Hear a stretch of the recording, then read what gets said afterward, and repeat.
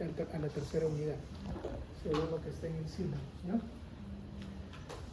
Entonces, vamos a hablar ya en nuestra tercera unidad de lo que es sistema endocrino. Vamos a referirnos a aquellas glándulas de naturaleza en que van a producir las sustancias, las van a trasladar a nuestro organismo a través de la sangre, ¿no? Por eso son endocrinos, no tienen conductos, no tienen ductos al eliminar su secreción, sino que lo vierten a nuestro torrente sanguíneo, y a través del torrente sanguíneo es que van a llegar a las células, a los órganos, a los tejidos, en los cuales tienen que efectuar justamente un cambio, una modificación, para que funcione de la manera que está preparado para hacerlo. Vamos a tener nosotros ciertos ejes. Cuando ustedes lleven esto en la parte de fisiología, nos van a explicar justamente que nuestro sistema endocrino primero funciona en un ritmo que le llaman ritmo circadiano, ¿no? Es decir, que se van a producir determinadas concentraciones de hormonas no a lo largo de todo el día, sino en ciclos, ¿sí? Ciclos cercanos a las 24 horas. Vamos a tener picos de producción de hormonas y después vamos a tener una meseta, después un descenso, hasta que nuevamente se eleva y tenemos así ciertos ritmos conocidos como ritmos circadianos. Nuestro organismo no se comporta igual a lo largo de las 24 horas, sufre modificaciones. Hay momentos en los cuales se requiere justamente que nuestro organismo responda a ciertas necesidades, y hay otros en los cuales no, sencillamente en una pausa, en un receso, hasta que hay una nueva producción hormonal, ¿no? Y de esos tenemos varios ejemplos. Así, por ejemplo, vamos a ver, más adelante lo vamos a tratar definitivamente, el páncreas, que produce, por ejemplo, la insulina y el glucagón, ¿no? Que a su vez son producidas por células especializadas. Esos están ligados a lo que es la ingesta de alimentos y que fundamentalmente tiene en sí la producción de glucosa. La glucosa entra en nuestro torrente sanguíneo, genera picos de glucosa, y es cuando entra a tallar aquí la insulina. La insulina va a ser una sustancia que, liberada a nuestro torrente, va a permitir que la glucosa ingrese a las células, ¿no? Y vaya disminuyendo. Conforme actúa la insulina, la glucosa va bajando en la concentración en nuestra sangre, y así permanece por varias horas, hasta que esa baja de glucosa en nuestra sangre va a requerir a nuestro organismo nuevamente que ingiera alimentos para producir nuevamente glucosa. Y en ese sentido se liberarán mientras tanto algunas otras hormonas, como el glucagón, para hacer que las reservas que se encuentran en nuestro hígado puedan nuevamente generar glucosa a partir de ese glucógeno que se encuentra en el hígado, para reactivar nuestras células con la presencia de glucosa, ¿no? Entonces, todas corresponden a las necesidades de nuestro organismo. Dentro de todos estos ejes tenemos una glándula que va a dominar a todas, que va a ser, como su nombre lo dice, eje de todas las demás. Es decir, va a producir incluso sustancias que van a actuar sobre otras glándulas para que estas segundas glándulas o glándulas de segundo nivel puedan producir sustancias que a su vez generen cambios en nuestro organismo. Es un eje muy bonito, lo van a estudiar en la parte de fisiología, pero vamos a ver aquí la parte histológica, la parte orgánica. Primero, entonces, vamos a ir viendo algunos términos, como por ejemplo el que se dice, que vamos a utilizar bastante acá, es la llamada hormona. Hormona, esa es una sustancia química que va a ser sintetizada en nuestro organismo por algunas células, por determinadas células, que son células únicas, solitarias o organizadas en tejidos u órganos, secretada al torrente sanguíneo para ser transportada a sitios alejados del lugar en donde se producen, a fin de afectar la actividad de otras células. ¿Qué concepto se tiene sobre órgano blanco? Dice, es el tejido u órgano que va a estar afectado específicamente por la hormona. Y finalmente, la célula blanco es la célula específica que es afectada justamente por esta hormona. Célula blanco será aquella que forma parte también del órgano blanco y va a estar bajo el efecto de la hormona para ejercer alguna función específica. La primera glándula que vamos a estudiar es básicamente la hipófisis. Es una glándula bastante pequeña, poco más grande que un grano de arroz, pero bastante significativa en cuanto a su dominio en relación a las otras glándulas endocrinas, muchas veces considerada como la glándula madre, ¿sí? por el efecto que tiene sobre las demás. La hipófisis es ovalada, mide aproximadamente 12 por 8 milímetros, a veces alcanza un poco más de un milímetro, perdón, un centímetro, pero pesa unos 0,5 gramos, es bastante pequeño, medio gramo, ¿no? Menos, es básicamente en cuanto al peso es menor en la mujer. Va a estar ubicado en una fosita, digamos, que le va a conceder la conformación ósea llamada silla turca, que pertenece al hueso esfenóico. Ese lugar tan pequeño es suficiente para albergar esta glándula madre. Sin embargo, existen patologías en las cuales la glándula va a aumentar de tamaño, los famosos adenomas.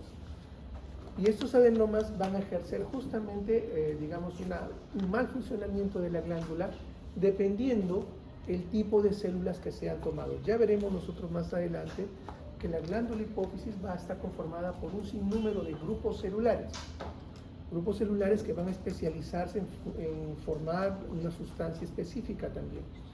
Pero no están separadas estas células, es justamente lo que yo considero como si fuese un caos, pero un caos bien organizado. Suena raro, suena paradójica la terminología usada, pero es cierta. Cuando veamos nosotros histológicamente la conformación de lo que es la hipófisis, específicamente la adenihipófisis, vamos a ver que las células que producen estas diversas sustancias no se encuentran agrupadas y separadas, se encuentran entremezcladas entre ellas, pero a pesar de ese desorden van a funcionar de manera adecuada y van a generar sustancias también bastante específicas, ¿no? Por eso es un orden dentro de un caos, básicamente. Y este es el hueso esfenoides, esta es la estructura ósea llamada silla turca, que está cubierta también lógicamente por algunas capas de la dura madre y que está separada de una estructura superior, que es el hipotálamo. Del hipotálamo proviene una de las estructuras que conforman la hipófisis. La hipófisis, como veremos más adelante, está conformada por dos estructuras a su vez. La adenihipófisis, productora de hormonas, y la neurohipófisis, que es solamente un almacén de las hormonas producidas a nivel del hipotálamo, ¿no? Y en la otra parte, la adenihipófisis, proviene de la parte inferior. Dentro del desarrollo embriológico, de repente ustedes ya han tocado ese tema o lo van a tocar, estas dos estructuras se van a encontrar dentro del desarrollo embriológico justamente a nivel de la silla turca. Allí es donde estos dos elementos se unen, se fusionan, no del todo, porque mantienen su independencia, pero forman una sola glándula, que va a estar todavía vinculada de alguna manera por el tallo, ¿no?, hacia el hipotálamo. Y es por ese tallo donde van a bajar también las hormonas producidas a nivel del hipotálamo y que van a ser almacenadas en la neurohipófisis.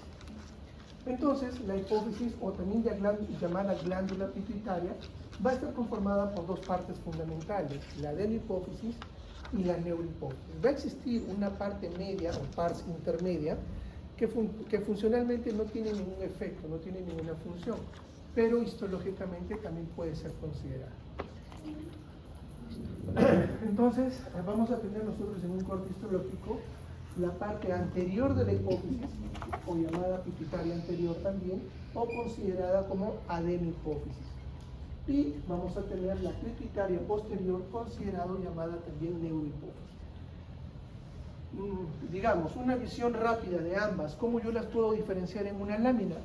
¿Por qué? Porque la adenihipófisis, o hipófisis anterior, pituitaria anterior, está conformada por células, gran cantidad de células que no están organizadas, como les menciono, son solamente células presentes allí.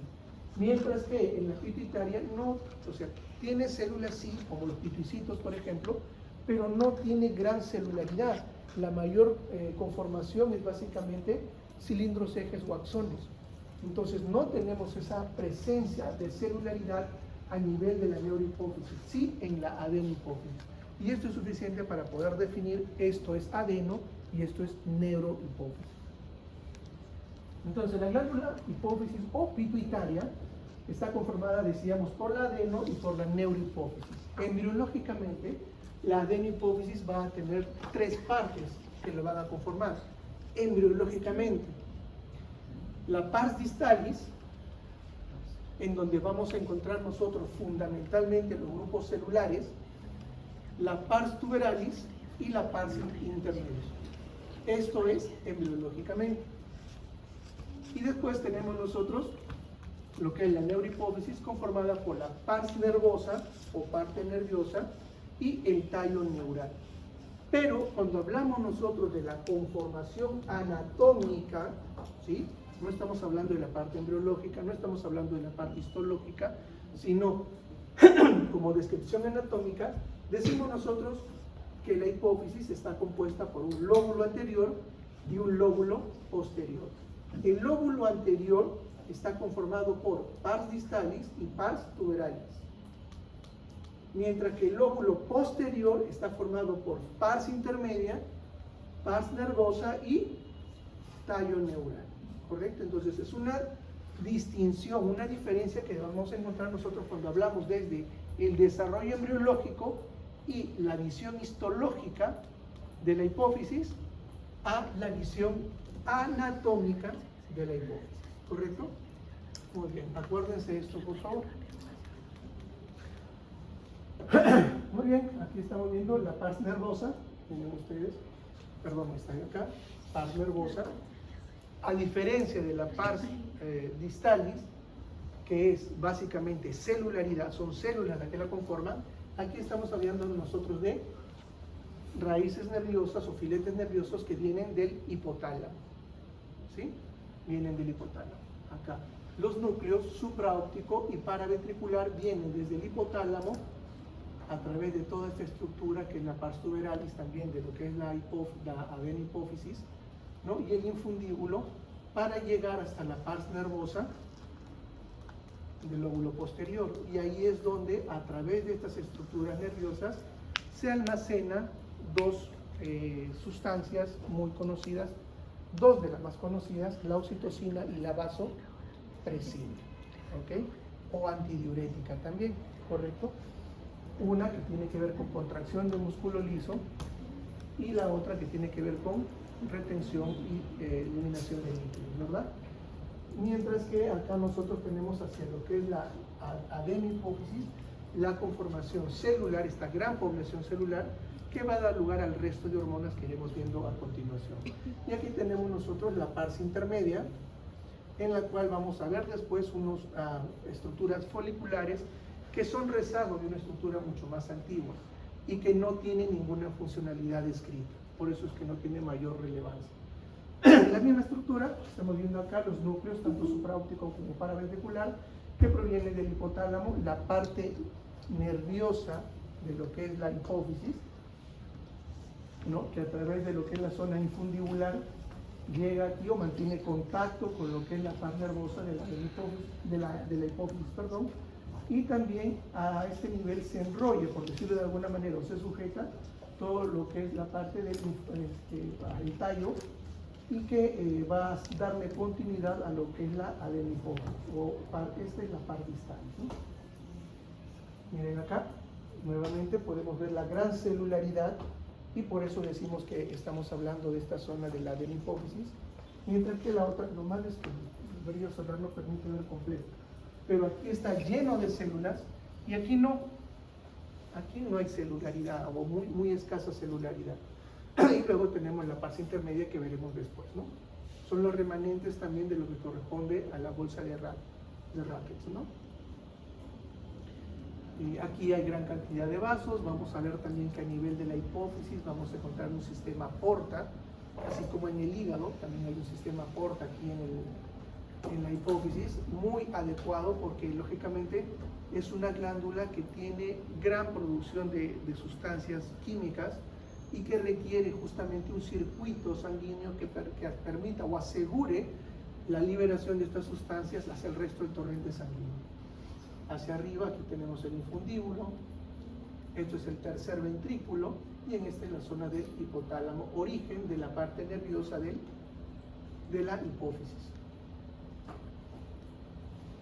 Muy bien, nuevamente, miren ustedes, acá sí se puede observar un poquito más la diferencia entre lo que es la pars distalis. Esto, estamos viendo acá, es solamente la pars distalis, ¿de qué? De la adenihipófisis. Cuando hablamos de hipófisis, hablamos de qué elementos, hemos dicho acá nosotros, que conforman la adenihipófisis.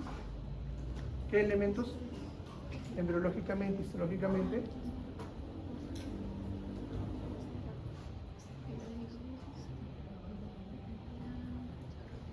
la pars distalis y la pars tuberalis, incluido histológicamente también la pars intermedia.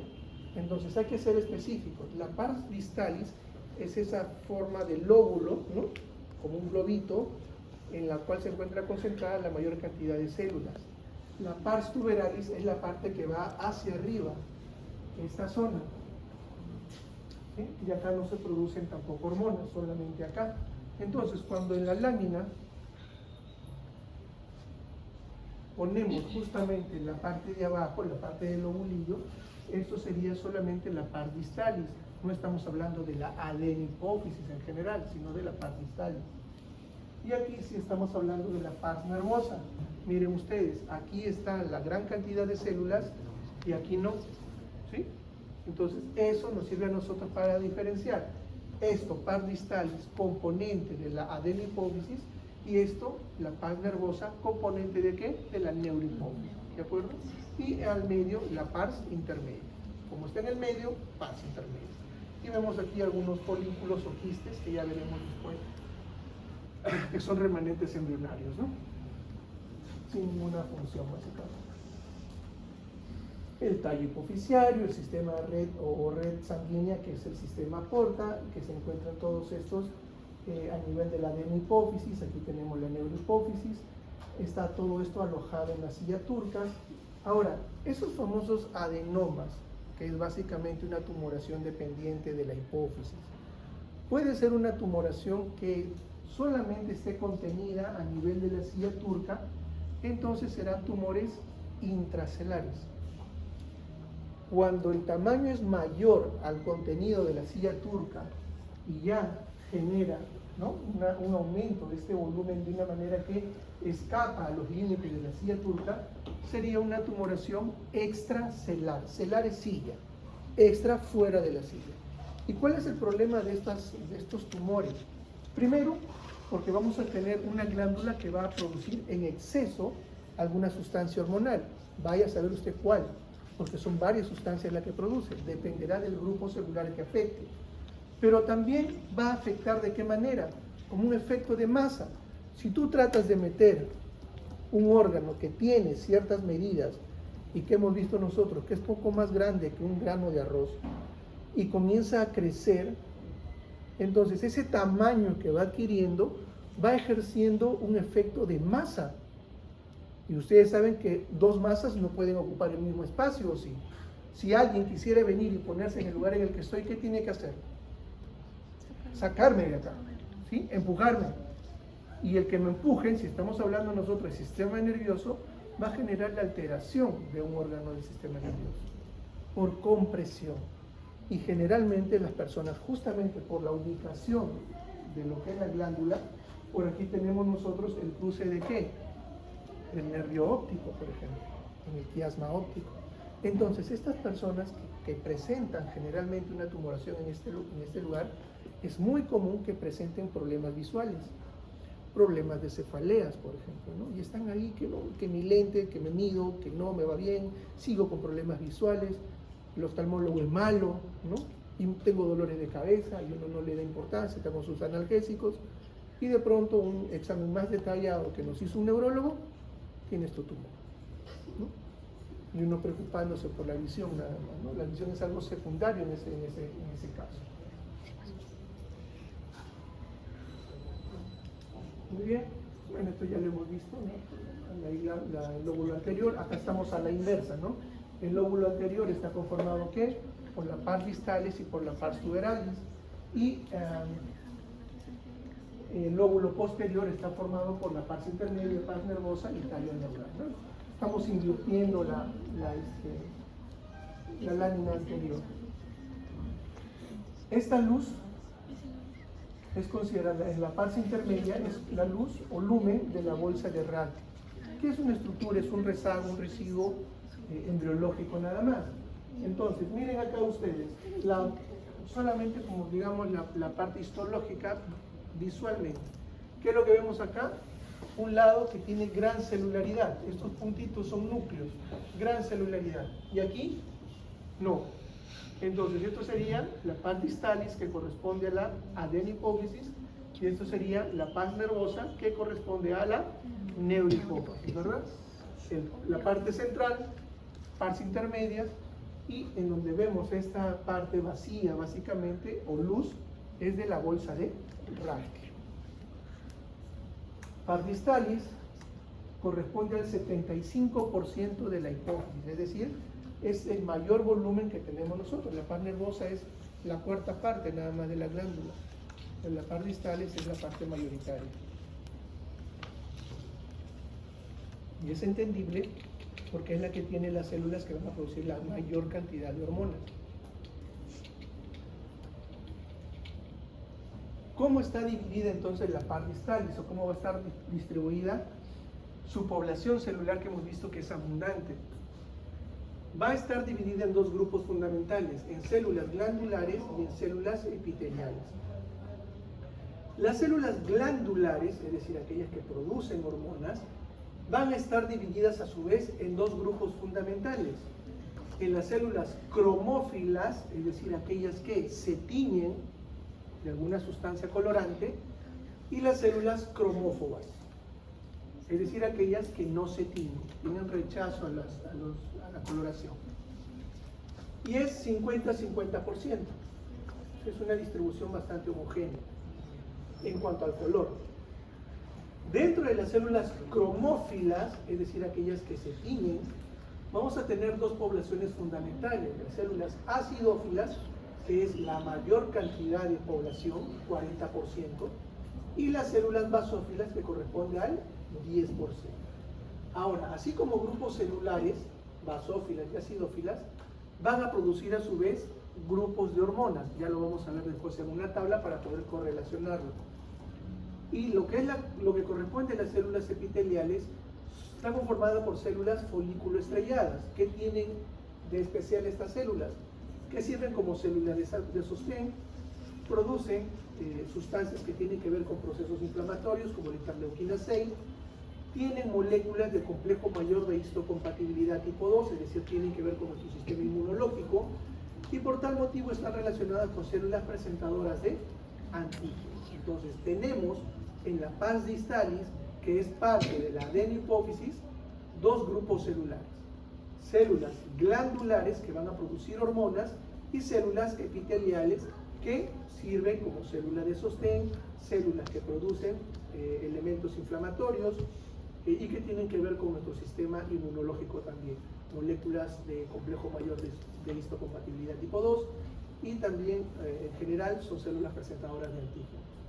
Y dentro de las glandulares, como ya mencionamos, las que se tiñen y las que no se tiñen.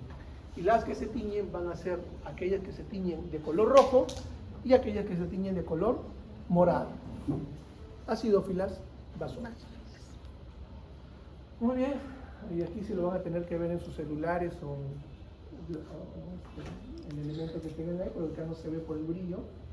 Tenemos nosotros aquí, con una tinción, que reconocer las células acidófilas, basófilas. Les he enviado la presentación, ¿sí? Si lo han compartido en su celular, sí, lo pueden ver entonces. Allí van a poder ustedes notar con detalle. Es que no es por la luz, es el sol que está. Si lo pueden cerrar, sería genial. Lo he intentado, no he podido. ¿Alguien sabe manejar eso? Porque no.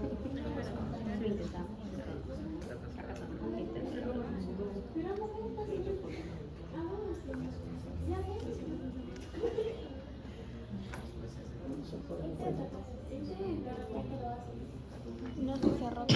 Miren ustedes, vamos viendo mientras su compañero hace el intento. Aquí tenemos nosotros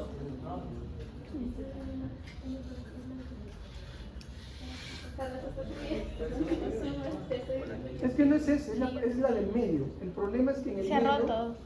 está roto, exacto. Sí, se ha roto. No, eso ya no tiene que ver. En sus celulares, por favor, yo los voy a ir guiando. Coloración basófila, lo vamos a ver nosotros a nivel del citoplasma. Basófilo morado o azul. Acidófilo rosado o rojo, ¿sí? Y cromófobo sin color, o un color tenue para no desprestigiarlo tanto, ¿ok?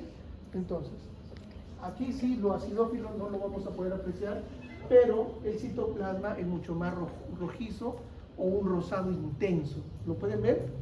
¿Lo pueden diferenciar? Miren en sus celulares, por favor. ¿Sí? Son células acidófilas. Las basófilas, encontramos arriba, el citoplasma es mucho más con tendencia a lo lila, a lo morado o a lo azul. ¿Correcto? Ahí están entonces las basófilas. Y las cromófobas, como ustedes pueden ver, miren, acá están los núcleos, pero el citoplasma no pinta nada. Cromófobas. ¿Sí? ¿Lo pueden ver? ¿Sí? Ok, entonces a eso se refiere cuando hablamos de poblaciones de células glandulares, que son el 50% de las células que están allí, y que se dividen en aquellas que se tiñen, cromófilas, y las que no se tiñen, cromófobas. 40% las que se tiñen, 10% las que no se ven. De las que se tiñen, tenemos nosotros las acidófilas en un 40% y basófilas en un 10%. Muy bien. Acá vamos a tratar de verlo también. Miren. Acidófilas, citoplasma rojo, ¿verdad? Ahí sí se ve rojo. Basófilas, morado. Y las cromófobas, esta por ejemplo, citoplasma se ve más claro que esta, si lo comparan, ¿verdad? Aquí también. Entonces estas serían las cromófobas. Cromófoba acá. Vayan viendo ustedes en su celular, ¿ya? Cromófoba. Citoplasma claro, comparen acá. ¿Sí? Esto es rojo, esto es morado, esto es blanco. Ahí están. Acidófilas, basófilas, cromófobas. ¿De acuerdo? ¿Queda claro? Entonces, vamos a ver acá. Miren ustedes, ¿esto es qué color? Morado. ¿Qué color ven acá? El citoplasma. Rojo, están puntos rojos. ¿Sí? ¿Sí lo diferencian? ¿Puntos rojos o no? Aquí se ve un poquito más morado.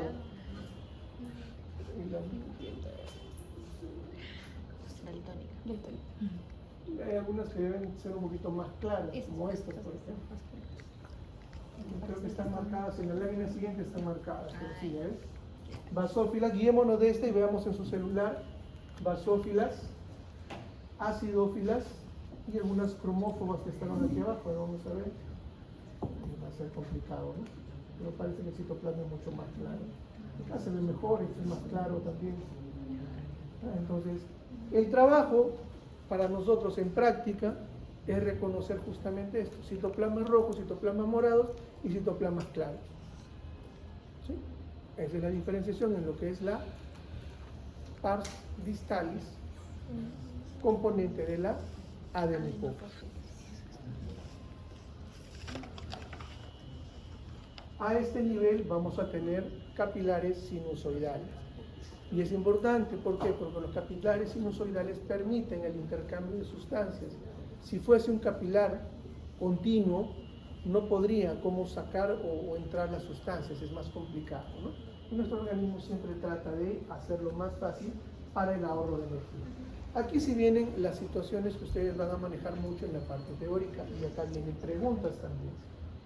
Células cromófilas, aquellas que se tiñen con una coloración según la clasificación con inmunohistoquímica. Vamos a tener nosotros, un grupo de células llamadas somatotróficas, otro grupo llamado lactotróficas, que se tiñen de rojo, es decir, son acidófilas, y otro grupo llamado tirotróficas, corticotróficas y gonadotróficas, que se deben teñir de azul o morado, ¿no? Basófilas. Entonces, miren ustedes, citoplasma rojo,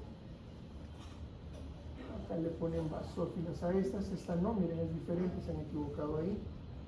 Esto es basófilo, esto es acidófilo, acidófilo, acidófilo, y esto no tiene coloración, ¿verdad? Si lo comparamos, miren, rojo, rojo. Aquí hay más acidófilas, lo que es normal, ¿verdad? Y aquí cromófobas. Cromófobas. Eso es lo que vamos a tratar de identificar nosotros. Y aquí ustedes tienen eritrocitos. Los eritrocitos están circulando por los capilares ¿de qué tipo? Sinusoidales. Tipo de capilares sinusoidales. Las células acidófilas, hemos dicho que son dos grupos celulares, las somatotróficas y las lactotróficas. Las somatotróficas corresponden al 50% de todas las células de la adenohipófisis y producen la hormona del crecimiento o somatotrofina.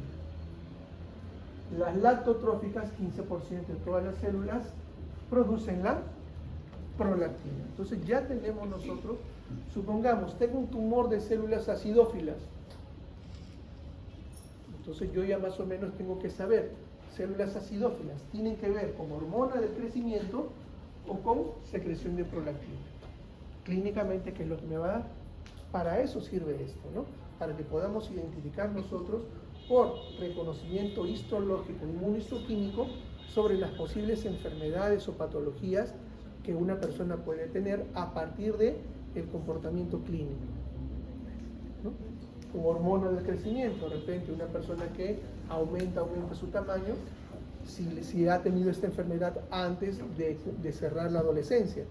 Si lo tiene después, en el primer caso sería gigantismo y en el segundo caso sería... No. Si yo tengo afectación, es decir, producción excesiva de hormona de crecimiento, pero este tumor me sale cuando yo ya alcancé mi mayoría de edad, es decir, cuando mis zonas de crecimiento ya cerraron, se produce la acromegalia. Estas imágenes corresponden a tinción inmunohistoquímica. ¿En qué consiste esta tinción inmunohistoquímica? Todas las células de nuestro organismo, todas, van a tener expresiones distintas por grupos. ¿Sí? Es como si tuvieran yo soy Alfaro, ¿ok? Pero ¿cuántos Alfaros hay en el mundo?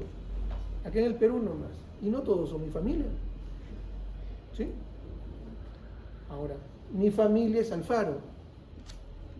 Yo tengo un DNI que tiene código de barras. ¿Me va diferenciando o no? ¿Cuántos José habrán en la universidad? Oye, ¿cuántos Javier habrán en la universidad? Un montón, ¿verdad? ¿Cuántos Javier Alfaro? Uno. Entonces, cada célula va teniendo características que lo van a ir diferenciando, lo van haciendo único. Y eso, o grupos celulares, familias que tienen el mismo apellido. Entonces, eso lo voy a identificar. Esas son proteínas que se expresan a nivel de mi membrana celular, a nivel de mi membrana nuclear, o se encuentran en el citoplasma.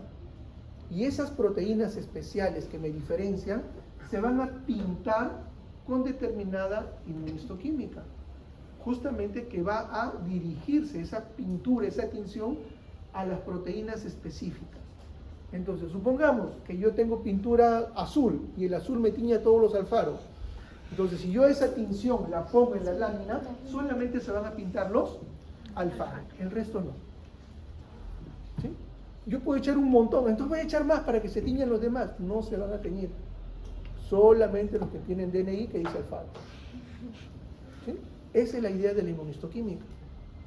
Si busco a no sé qué yo, pues los Yontop. Hay alfaros, hay Yontop, hay quispes. Utilizo inmunohistoquímica para Yontop. Solamente se tiñen los Yontop. Esa inmunohistoquímica me permite a mí reconocer de manera específica un grupo celular por sus características proteicas, básicamente. Son proteínas para las hormonas, para las células de la prolactina, para las células de las hormonas de crecimiento. ¿Sí? ¿Son iguales? ¿Son diferentes? No lo sé. Lo único que los diferencia es que se tiñen por la inmunohistoquímica. Nada más. Y como ustedes ven, están aquí, acá, más arriba, y no están separados, están mezclados. Miren ustedes, hormona del crecimiento.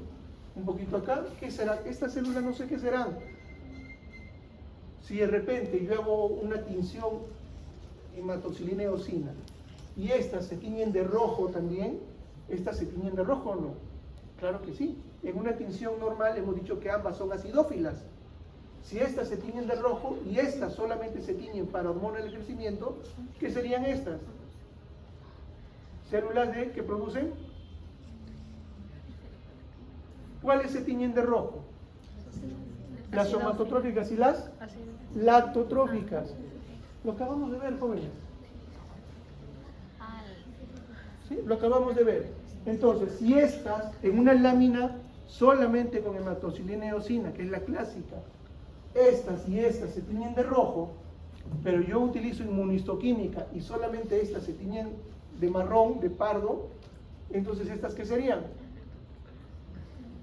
Por diferencia, si estas dos eran acidófilas y solamente estas se tiñen para hormona de crecimiento, ¿qué serían estas? Lactotróficas. No me queda otra, porque son las únicas acidófilas. ¿Sí? ¿Se dan cuenta cómo me sirve a mí jugar con eso? Con una coloración normal. Ahora, si yo te digo, claro, estas son acidófilas, se tiñeron de rojo, pero estas se tiñeron de morado. Ahí me la pone difícil, pues, ¿no? Porque no voy a saber qué son. Moraditas hay más todavía. Acidófilas 2. Muy bien.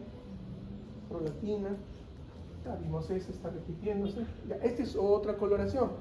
Pero también tenemos nosotros que diferenciar los grupos acidófilos y basófilos. Con esta coloración, las células que se tiñen de amarillo medio naranja son las acidófilas. Las que se tiñen de un rojito medio moradito, basófilas. Y las que no se tiñen de nada, cromófilas. ¿Sí? ¿Las puedo diferenciar o no? ¿Sí? ¿Y estos son capilares de qué tipo? Porque estos son eritrocitos, ¿no? Son glóbulos rojos.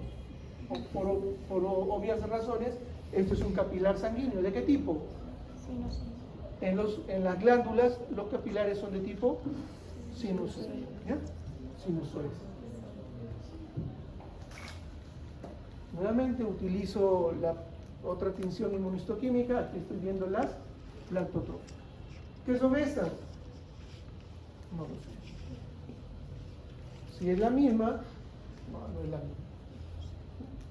Pero ahí me están tiñendo las lactotrofas, ¿no? Ahora, obviamente, yo estas no les voy a poner en el examen, ¿no? Si les quito todo eso, díganme qué tipo de célula es.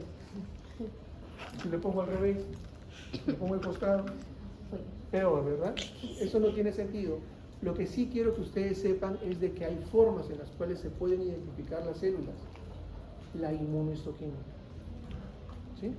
Una forma fácil de diferenciarlos en grandes grupos es hacerlo como acidófilo, basófilo y cromófobo. Es algo bastante sencillo. Pero algo más específico es la inmunohistoquímica, porque ahí sí ellos te dicen, estas células que están repartidas por toda la adenipófisis, estas me producen tal cosa. ¿Sí? Estas son somatotróficas. Las otras que se tiñen con otra inmunistoquímica, lactotróficas. ¿Sí? Muy bien. Las células basófilas son tirotróficas, es decir, aquellas que van a producir hormona estimulante de la tiroides, gonadotróficas, hormona folículo estimulante y hormona luteinizante, y las corticotróficas que van justamente a la producción de hormona adrenocorticotrófica, ¿no? Pues van a tener influencia en otras glándulas, tiroides, por ejemplo, glándulas suprarrenales. Es decir, miren, la hipófisis, la adenihipófisis, comanda las demás glándulas, va a ir regulándolas. Por ejemplo, ¿no? con la hormona estimulante de la tiroides, miren, tenemos la adenihipófisis y tenemos la tiroides. ¿Están distantes o no? ¿Sí? La tiroides es una glándula que produce hormonas tiroideas que tienen que ver con el metabolismo. Les pregunto, en este caso, ¿todas las células comen?